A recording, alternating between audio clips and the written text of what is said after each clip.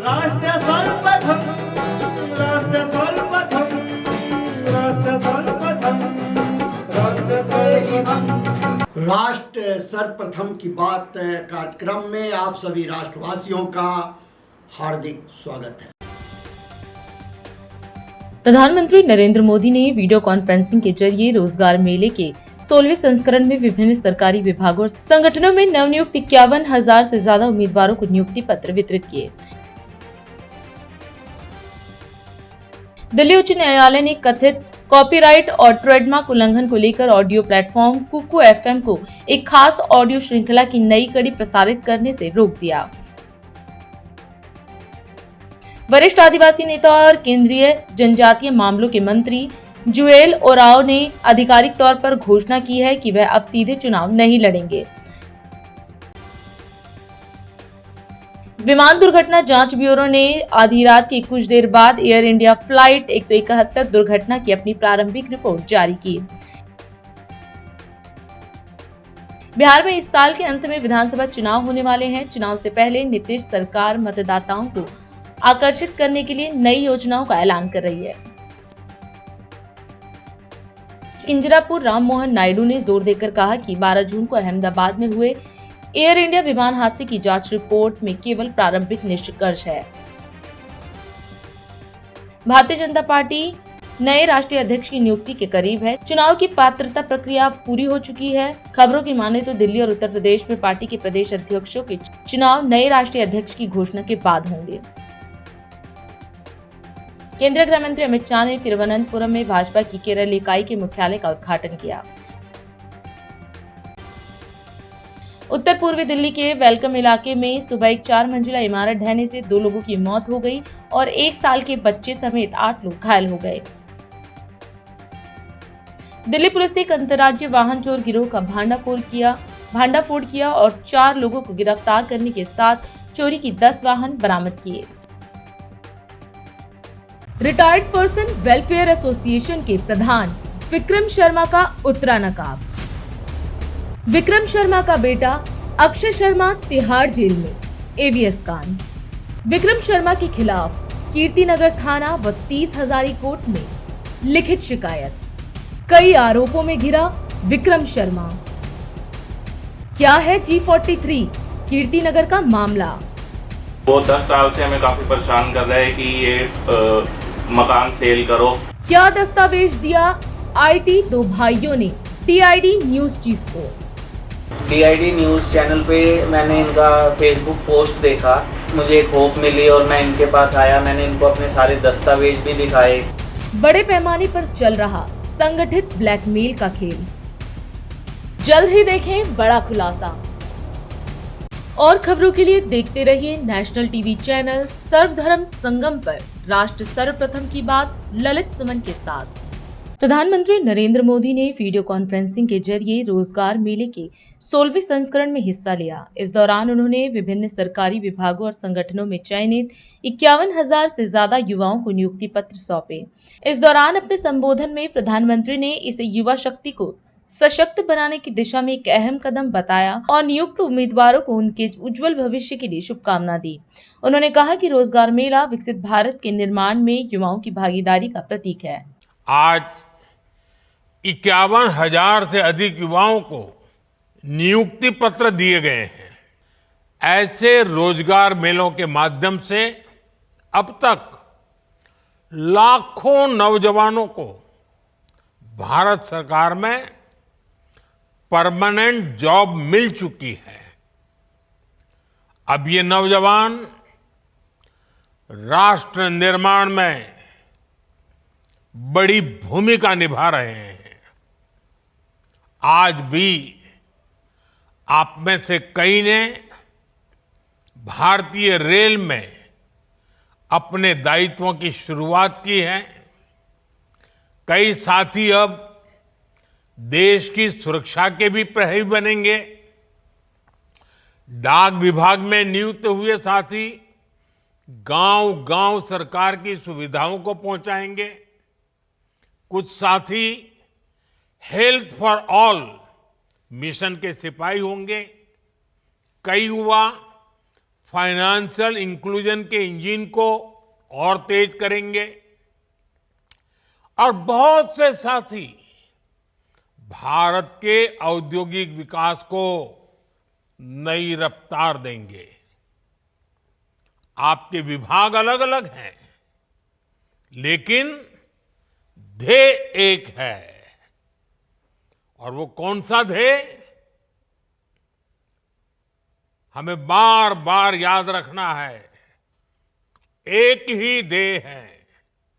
विभाग कोई भी हो, कार्य कोई भी हो, पद कोई भी हो, इलाका कोई भी हो, एक ही ध्येय, राष्ट्र सेवा। सूत्र एक, नागरिक प्रथम, सिटीजन फर्स्ट। आपको देश के लोगों की सेवा का बहुत बड़ा मंच मिला है। मैं आप सभी युवाओं को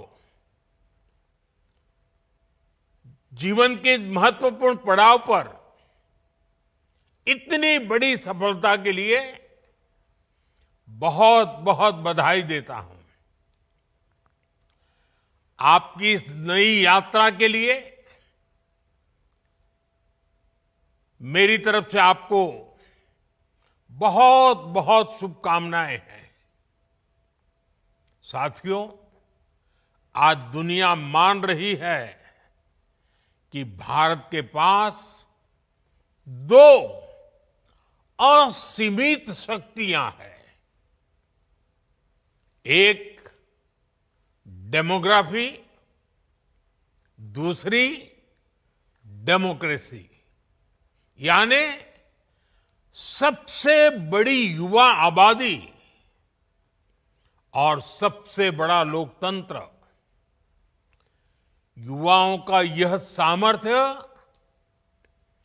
हमारी भारत के उज्जवल भविष्य की सबसे बड़ी पूंजी भी है और सबसे बड़ी गारंटी भी है।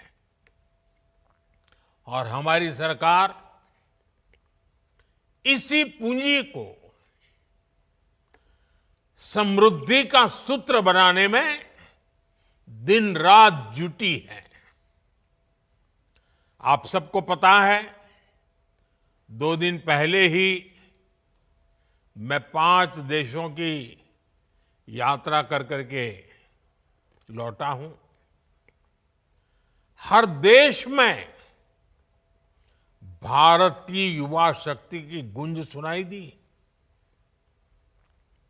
इस दौरान जितने भी समझौते हुए हैं, उनसे देश और विदेश दोनों जगह भारत के नौजवानों को फायदा होना ही है। मैं एक बार फिर आपको बहुत बहुत बधाई देता हूं। आपके परिवारजनों को भी मैं बहुत बहुत शुभकामनाएं देता हूं। विकासपुरी में मीडिया कर्मियों और विकासपुरी थाना के पुलिस कर्मियों के बीच हुई अप्रिय घटना न सिर्फ दुखदायी है, बल्कि चिंताजनक भी है, क्योंकि यह घटना भारत की राजधानी दिल्ली में घटित हुई है। दर्जनों की संख्या में शनिवार को मीडिया कर्मियों ने पश्चिम जिला पुलिस उपायुक्त कार्यालय पर पहुंचकर पुलिस आयुक्त के नाम दर्ज विरोध पत्र जहां सौंपा, वहीं यह भी मांग पुलिस उपायुक्त से किया कि इस मामले की निष्पक्ष जांच कराई जाए कि आखिर समाचार संकलन कर रहे मीडिया कर्मियों के साथ आखिर विकासपुरी थाना के कर्मी ने इस प्रकार का अप्रिय वारदात क्यों किया। All India S&M newspaper federation पंजीकृत के दिल्ली प्रदेश अध्यक्ष नेशनल टीवी चैनल SD संगम के दिल्ली व बिहार न्यूज हेड ललित सुमन जी के संज्ञान में यह घटना आई तो उन्होंने मीडिया कर्मियों से भी आग्रह किया कि वह शांतिपूर्वक अपने पत्रकारिता धर्म का निर्वाह करें। साथ ही पुलिस उपायुक्त और पुलिस कमिश्नर दिल्ली से भी आग्रह किया है कि लोकतंत्र के चौथे स्तंभ पर इस प्रकार का व्यवहार न्यायोचित नहीं है। श्री सुमन ने दुख व्यक्त करते हुए कहा कि देश के दूरदराज के राज्यों में अगर इस तरह की घटना घटित होती है तो समझ में आता है, लेकिन भारत की राजधानी दिल्ली में इस तरह की अप्रिय घटना चिंताजनक है। दिल्ली के मुख्यमंत्री एवं संबंधित अधिकारियों को इसे गंभीरता से लेना चाहिए। प्रेस काउंसिल ऑफ इंडिया को भी इस प्रकार की वारदातों को रोकने का सख्त निर्देश दिया जाना चाहिए। दिल्ली वासियों को बड़ी राहत मिली है। मुख्यमंत्री रेखा गुप्ता ने नई सौगात दी है। अब राजधानी में खंभों पर उलझती तारों से छुटकारा मिलेगा। दिल्ली को ओवरहेड वायर फ्री बनाने के लिए एक पायलट प्रोजेक्ट की शुरुआत की गई है। सीएम रेखा गुप्ता ने बताया कि तारों को अंडरग्राउंड किया जाएगा, जिससे न सिर्फ बिजली आपूर्ति अधिक सुरक्षित होगी बल्कि शहर की खूबसूरती भी बढ़ेगी। यह अभियान दिल्ली को स्मार्ट और सुरक्षित बनाने की दिशा में एक अहम कदम है। वहीं इस दौरान दिल्ली सरकार में मंत्री आशीष सूद ने भी मीडिया को संबोधित कर जानकारी साझा की। आज का ये कार्य है जिसमें ओवरहेड वायर्स को अंडरग्राउंड किया जाना है। एक पायलट प्रोजेक्ट है दिल्ली के लिए, एक सोच है, एक विजन है कि wire free, overhead wire free Delhi हो, ताकि सुरक्षित और निर्बाध बिजली क्षेत्र को मिले और जो बुरी हालत ओवरहेड वायरिंग के कारण से शहर की दिखाई देती है उस सबको खत्म किया जाए। मुझे खुशी है कि आज इस प्रोजेक्ट के माध्यम से दिल्ली की जनता को एक नई सुविधा, एक नया विजन और एक नया आकाश देने का काम सरकार कर रही है। मैं अपनी पावर मिनिस्ट्री को, मंत्री आशीष सूद जी को बधाई देती हूं, जिन्होंने दिल्ली के लिए ये इस विजन को तैयार किया है और लगातार अब इस पे काम होगा। आज पायलट प्रोजेक्ट है, परंतु दिल्ली के अलग अलग नगरों में इसका काम किया जाएगा और एक समय ऐसा आएगा जब दिल्ली में एक भी तार सिरों पे ना दिखाई दे और सभी अंडरग्राउंड हो जाए और सभी सुरक्षित तरीके से दिल्ली को बिजली देने का काम करें। मुख्यमंत्री जी के नेतृत्व में दिल्ली को तारों मुक्त करना, ओवरहेड तारों के जंजाल को कम करना, खत्म करने का प्रयास है। दिल्ली की सरकार के पास पिछले 10 सालों में कैपिटल एक्सपेंडिचर के नाम पे शून्य पैसा था, कोई खर्चा नहीं हुआ। हम धीरे धीरे दिल्ली के पावर इंफ्रास्ट्रक्चर को रिलायबल बनाने के लिए प्रयासरत हैं। हमारा प्रयास है केंद्र सरकार के सहयोग से दिल्ली की जनता पे बिना बोझ डाले, टैरिफ बढ़ाए बिना हम इस काम को आगे ले जा पाए। दिल्ली की जनता का आशीर्वाद रहा तो इसको बड़े पैमाने पर किया। लखनऊ में भारत में पशु नस्लों के विकास विषय कार्यशाला का भव्य शुभारंभ हुआ। इस अवसर पर उत्तर प्रदेश के मुख्यमंत्री योगी आदित्यनाथ भी मौजूद रहे। अपने संबोधन में मुख्यमंत्री ने कहा कि अन्नदाता किसानों की खुशहाली और समृद्धि के बिना देश की तरक्की संभव नहीं है। उन्होंने कहा कि भारत जैसे कृषि प्रधान देश में खेती और पशुधन एक दूसरे से गहराई से जुड़े हैं। प्रधानमंत्री नरेंद्र मोदी के नेतृत्व में बीते 11 वर्षों में किसानों की भलाई के लिए कई अहम कदम उठाए गए हैं। साथ ही पीएम मोदी की प्रेरणा से उत्तर प्रदेश में भी पशुधन और कृषि क्षेत्र में ठोस प्रयास किए गए हैं, जिसका लाभ डबल इंजन सरकार की ऊर्जा के रूप में राज्य को मिला है। हम बचपन से इस बात को सुनते रहे हैं कि भारत एक कृषि प्रधान देश है। स्वाभाविक रूप से अन्नदाता किसान की खुशहाली और उसकी समृद्धि के बगैर देश में खुशहाली नहीं आ सकती, देश में समृद्धि नहीं आ सकती। भारत जैसे देश में कृषि और पशुधन एक दूसरे से जुड़े रहे हैं, एक दूसरे से अलग नहीं है। जो भी अन्नदाता किसान होगा उसके घर में पशुधन जरूर होगा, और जो पशुपालक है वह खेती बाड़ी के साथ भी अवश्य जुड़ा होगा। इनका आपसी इस संबंध को ध्यान में रखते हुए अन्नदाता किसान की समृद्धि और खुशहाली के लिए पिछले 11 वर्ष के अंदर प्रधानमंत्री मोदी जी के नेतृत्व में जो कदम उठाए गए हैं वो अत्यंत महत्वपूर्ण और सराहनीय है। और प्रधानमंत्री जी की प्रेरणा से देश की सबसे बड़ी आबादी के राज्य उत्तर प्रदेश में हम लोगों ने इस क्षेत्र में जो महत्वपूर्ण कदम बढ़ाए हैं, आज उसी का परिणाम है कि डबल इंजन सरकार की ऊर्जा का लाभ उत्तर प्रदेश ने लिया है और आज उत्तर प्रदेश दुग्ध उत्पादन में देश के अंदर नंबर 1 स्थान पर आया है।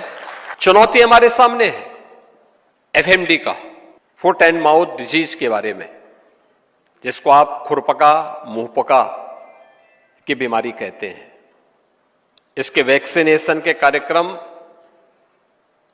प्रारंभ हुए, बीच में उसको फिर रोका गया, और मैं धन्यवाद दूंगा माननीय केंद्रीय मंत्री श्री राजीव रंजन सिंह जी को कि उन्होंने सैचुरेशन के लक्ष्य को प्राप्त करने के लिए आज अपना आश्वासन यहां पर हमें फिर से दिया है। और हम इस बात के लिए आश्वस्त करेंगे कि अपने पशुधन को हम पूरी तरीके से एफएमडी मुक्त बना करके यहाँ के पशुपालकों के जीवन में खुशहाली लाने में पूरा योगदान देंगे। मैं धन्यवाद दूंगा भारत सरकार को इस बात के लिए भी कि उन्होंने उत्तर प्रदेश में मिल्क प्रोड्यूसर को प्रोत्साहित करने के लिए जिस बड़े अभियान को आगे बढ़ाया है। आज प्रदेश के अंदर 5 ऐसे मिल्क प्रोड्यूसर उत्तर प्रदेश में कार्यरत हैं, जिसमें झांसी से प्रारंभ हुआ बलेनी मिल्क प्रोड्यूसर और वहां से प्रक्रिया प्रारंभ हुई। अब आगरा, गोरखपुर, काशी और अपने प्रदेश में एक अन्य 5 स्थानों पर यह सफलतापूर्वक संचालित हो रहा है। अभी समय है एक ब्रेक का, हम चलते हैं ब्रेक पर। आप कहीं जाए नहीं, छोटा सा ब्रेक। श्रेया फर्निशिंग लेकर आया है आपके लिए होम कलेक्शन, जिसमें आपको मिलता है upholstery fabric, designer curtains, home and office decoratives, carpets and sofa cover कम से कम दाम में कीर्ति नगर में आपके लिए उपलब्ध है। Powered by Kamal Buildtech Private Limited, fulfilling promises. With our professional team and experience of delivering projects, in past we guarantee you peace of mind and top quality work in an affordable price. Retired person welfare association के प्रधान विक्रम शर्मा का उत्तरा नकाब। विक्रम शर्मा का बेटा Akshay Sharma Tihar jail में ABS कांड। विक्रम शर्मा के खिलाफ कीर्तिनगर थाना व 30 हजारी कोर्ट में लिखित शिकायत। कई आरोपों में घिरा विक्रम शर्मा। क्या है G43 कीर्तिनगर का मामला? वो 10 साल से हमें काफी परेशान कर रहे हैं कि ये मकान सेल करो। क्या दस्तावेज दिया IT 2 भाइयों ने TID न्यूज चीफ को? DID न्यूज चैनल पे मैंने इनका फेसबुक पोस्ट देखा, मुझे एक होप मिली और मैं इनके पास आया। मैंने इनको अपने सारे दस्तावेज भी दिखाए। बड़े पैमाने पर चल रहा संगठित ब्लैकमेल का खेल। जल्द ही देखें बड़ा खुलासा। और खबरों के लिए देखते रहिए नेशनल टीवी चैनल सर्वधर्म संगम पर राष्ट्र सर्वप्रथम की बात ललित सुमन के साथ। राष्ट्र सर्वप्रथम की बात कार्यक्रम में ब्रेक के बाद एक बार फिर आप सभी राष्ट्रवासियों का स्वागत है। केंद्रीय गृह मंत्री अमित शाह ने तिरुवनंतपुरम में भाजपा की केरल इकाई के नए मुख्यालय का उद्घाटन किया। इस मौके पर केरल भाजपा अध्यक्ष राजीव चंद्रशेखर भी मौजूद रहे। शाह ने बताया कि उन्होंने इस कार्यालय का भूमि पूजन किया था और अब उद्घाटन भी वही कर रहे हैं। उन्होंने कहा कि यह कार्यालय केरल में एनडीए सरकार की स्थापना की दिशा में एक मजबूत कदम होगा। शाह ने इसे बीजेपी के लिए एक मंदिर की तरह पवित्र स्थान बताया और कहा कि यह कार्यालय विकसित केरल की नींव रखने में अहम भूमिका निभाएगा। आज केरल भारतीय जनता पार्टी के कार्यालय का उद्घाटन हुआ है। मैं केरल के प्रदेश अध्यक्ष जी को धन्यवाद करता हूं कि इन्होंने मुझे मौका दिया। इस कार्यालय का भूमि पूजन भी मैंने किया था और उद्घाटन भी मैंने किया। और आज मैं प्रभु पद्मनाभ जी के चरणों में प्रार्थना करता हूं कि नूतन कार्यालय केरल में एनडीए की सरकार बनाने की शुरुआत साबित होगा। भाइयों बहनों, अन्य दलों के लिए कार्यालय एक काम करने की जगह होती है। भारतीय जनता पार्टी के लिए कार्यालय ये हमारे लिए मंदिर की स्थान जितना पवित्र स्थान है। कार्यालय के बगैर विचारधारा कार्यकर्ता तक पहुंचती नहीं है। विचारधारा के बगैर के कार्यकर्ता भारतीय जनता पार्टी में कल्पना ही नहीं कर सकते हैं और कार्यकर्ता बगैर की भारतीय जनता पार्टी इसका कोई अस्तित्व ही नहीं। इसलिए हमारे लिए केरल के सचिवालय में मुख्यमंत्री बिठाने से भी ज्यादा महत्वपूर्ण काम है कि हमारा कार्यालय कार्यकर्ताओं के माध्यम से विकसित केरल का एक नींव डालने का कार्यक्रम बने।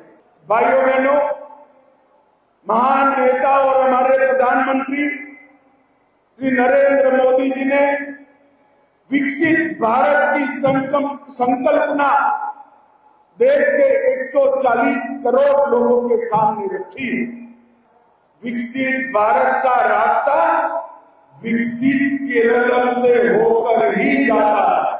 दक्षिण के शक्तिशाली राज्यों के विकास के बगैर विकसित भारत संभव ही नहीं।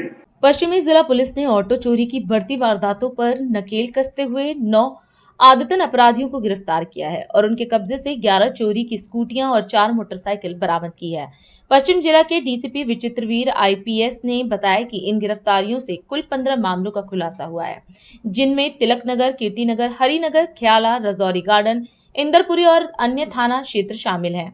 ताजा कार्रवाई में शामिल आरोपियों में धर्मेंद्र उर्फ जूड़ी, जसप्रीत उर्फ छिड़ी, अंकित शर्मा, रोहित उर्फ गोली, मोहम्मद साहिल, भारत उर्फ करण, गुरमीत सिंह उर्फ मोंटी उर्फ टेलर, कार्तिक और देव कुमार उर्फ देवा के नाम सामने आए हैं। ये सभी आरोपी पहले भी कई आपराधिक मामलों में लिप्त रहे हैं और हाल में ही कुछ जमानत पर रिहा हुए थे।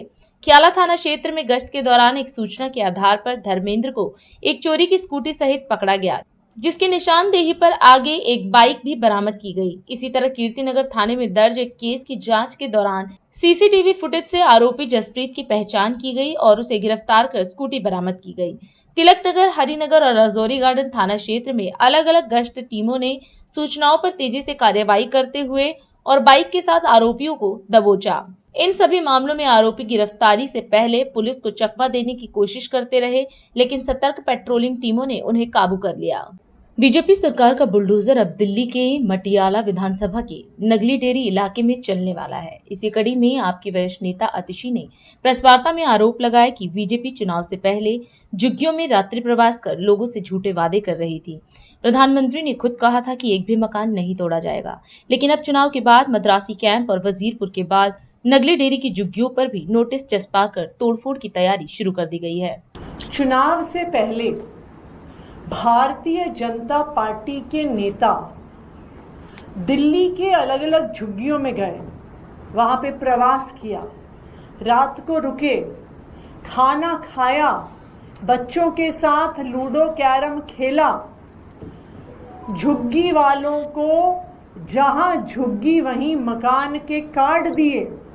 जिन झुग्गियों में जहां झुग्गी वहीं मकान का कार्ड दे के आए, उन झुग्गियों को तो सबसे पहले तोड़ना शुरू कर दिया। मद्रासी कैंप, जेलर वाला बाग, वजीरपुर की झुग्गियां, भूमिहीन कैंप के बाद अब भारतीय जनता पार्टी नंगली डेयरी के जे कैंप को तोड़ने की तैयारी कर रही है। वहां पर 2 दिन पहले एमसीडी द्वारा इस 250-300 घर के झुग्गी झोपड़ी क्लस्टर पर नोटिस लगा दिया गया है। कह दिया गया है कि आप अतिक्रमण कर रहे हैं और अगर आपने 5 दिन में अपने कागज जमा नहीं किए तो आपकी झुग्गियों को तोड़ दिया जाएगा। भारतीय जनता पार्टी जहां झुग्गी वहीं मकान नहीं देने वाली है। भारतीय जनता पार्टी ने तय कर लिया है कि जहां झुग्गी है उसे मैदान बना देंगे और एक एक करके सारी झुग्गियों को तोड़ा जा रहा है। नंगली डेयरी में रहने वाले लोग कोई 6 महीने पहले, 1 साल पहले, 2 साल पहले दिल्ली में नहीं आए हैं। वो पिछले 15-20 सालों से दिल्ली में रह रहे हैं। उस जे कैंप में लगातार दिल्ली सरकार के डूसिब द्वारा काम हो रहा है। गलियां बनाई जा रही हैं, नालियां बनाई जा रहे हैं, टॉयलेट्स बनाए जा रहे हैं। डूसिब द्वारा मेंटेन किया जा रहा है। सरकार की जिम्मेदारी है कि झुग्गी तोड़ने से पहले वहां के रहने वालों को कोई दूसरा घर दे। लेकिन भारतीय जनता पार्टी एक गरीब विरोधी पार्टी है। वो गरीबों से नफरत करते हैं और वो एक एक करके गरीबों के घर तोड़ने का काम कर रहे हैं। लेकिन मैं भारतीय जनता पार्टी को ये बता दूं कि आम आदमी पार्टी दिल्ली के गरीबों के साथ खड़ी हुई है, नंगली डेयरी जे कैंप के निवासियों के साथ भी खड़ी हुई है। चाहे कोर्ट में लड़ने की ज़रूरत हो, चाहे एमसीडी में लड़ने की ज़रूरत हो, चाहे दिल्ली विधानसभा में लड़ने की ज़रूरत हो या सड़कों पर लड़ने की ज़रूरत हो, हम भारतीय जनता पार्टी को इन झुग्गियों को तोड़ने नहीं देंगे। छत्तीसगढ़ की राजधानी रायपुर में एजुकेशन एंड रिसर्च फेडरेशन द्वारा आयोजित राष्ट्रीय उत्कृष्टता सम्मान समारोह में मुख्यमंत्री विष्णुदेव साय ने शिरकत की। इस मौके पर मुख्यमंत्री ने आयोजकों का आभार जताया और पुरस्कार प्राप्त करने वाले कलाकारों को शुभकामना दी। अपने संबोधन में उन्होंने विकसित छत्तीसगढ़ के निर्माण का आह्वान किया और कहा कि प्रधानमंत्री नरेंद्र मोदी ने विकसित भारत का संकल्प लिया है, जिसे मिलकर साकार करना होगा। आज रायपुर की इस पावन धरती में पीएसवाई राष्ट्रीय शैक्षणिक एवं अनुसंधान परिषद द्वारा आयोजित उत्कृष्टता पुरस्कार वितरण समारोह में विभिन्न स्कूलों से पधारे हमारे छत्तीसगढ़ के इस देश के भविष्य हमारे प्यारे स्कूली भाई और बहनों और कलाकार बंधुओं और मीडिया के मित्रों, मैं सबसे पहले आप सभी लोगों का हृदय से स्वागत करता हूं, अभिनंदन करता हूं और आज के इस आयोजन के लिए पीएसवाई का बहुत बहुत आभार करता हूं, उनको धन्यवाद देता हूं। आप लोग लगातार पूरे देश में विभिन्न प्रदेशों में जाकर हमारे कलाकारों का चित्रकारी के क्षेत्र में और भी विभिन्न क्षेत्रों में जो उत्कृष्ट काम करते हैं, जो शिक्षण संस्थाएं अध्यापन का अच्छा काम करते हैं, हमारे जो बच्चे हैं वो शिक्षा के क्षेत्र में उत्कृष्ट काम करते हैं या निबंध प्रतियोगिता और भी कई तरह की प्रतियोगिता रख के उनको पुरस्कृत करने का काम करते हैं। इसके लिए आप सब लोगों का बहुत बहुत धन्यवाद। और आज के इस आयोजन में जिनको भी हम लोगों ने अपने हाथों से पुरस्कृत किया है, ऐसे कलाकारों का, ऐसे शिक्षण संस्थाओं का, ऐसे राष्ट्र के निर्माता कहे जाने वाले शिक्षकों का और स्कूली भाई बहनों का, सबको मैं बहुत बहुत बधाई शुभकामनाएं देता हूं। उनके उज्जवल भविष्य की कामना करता हूं। आगे और अपने अपने क्षेत्र में आगे बढ़ें, हमारी शुभकामनाएं। हमारे स्कूली भाई बहनों से कहना चाहूंगा, राष्ट्र के निर्माता हमारे शिक्षक शिक्षिकाओं से कहना चाहूंगा कि हम लोगों को ये शिक्षा को अच्छा से अच्छा करना है। माननीय प्रधानमंत्री जी ने हमारे देश में नई शिक्षा नीति 2020 लागू की है। हम लोग भी जब सरकार में आए हैं पिछले 1.5 साल से, तो छत्तीसगढ़ में भी नई शिक्षा नीति लागू किए हैं। तो आज इतनी सारी व्यवस्था सरकार की तरफ से है, तो इसका लाभ हमारे बच्चों को अवश्य लेने की आवश्यकता है। मैं फिर से इस आयोजन के लिए पीएसवाई को बहुत बहुत धन्यवाद देता हूं। ये खाली पुरस्कार जो भी आज सर्टिफिकेट भी दिए हैं, आर्थिक रूप से भी उनको चेक प्रदान किया गया है, मेडल दिए हैं, सबको फिर से मैं एक बार बहुत बहुत बधाई शुभकामनाएं। और उनको इस पुरस्कार से आगे काम करने में प्रोत्साहन तो मिलेगा, लेकिन और लोगों को भी इससे प्रेरणा मिलेगी। इसके लिए फिर पीएसवाई को धन्यवाद। और जिनको भी हम लोग पुरस्कृत किए हैं उनको फिर से एक बार हम शुभकामनाएं देना चाहेंगे, बधाई देना चाहेंगे, उनके उज्जवल भविष्य की कामना करना चाहेंगे। बहुत बहुत धन्यवाद। और अधिक खबरों के लिए आप हमारे YouTube चैनल दैनिक इंडिया दर्पण को अभी सब्सक्राइब करें और नोटिफिकेशन के लिए बेल आइकन को प्रेस करना ना भूलें। आज हम इस कार्यक्रम में आपसे विदा लेते हैं। आप अन्य खबरों के लिए बने रहे। राष्ट्र सर्वप्रथम, वंदे मातरम, जाग उठा है भारत। राष्ट्र सर्वप्रथम राष्ट्र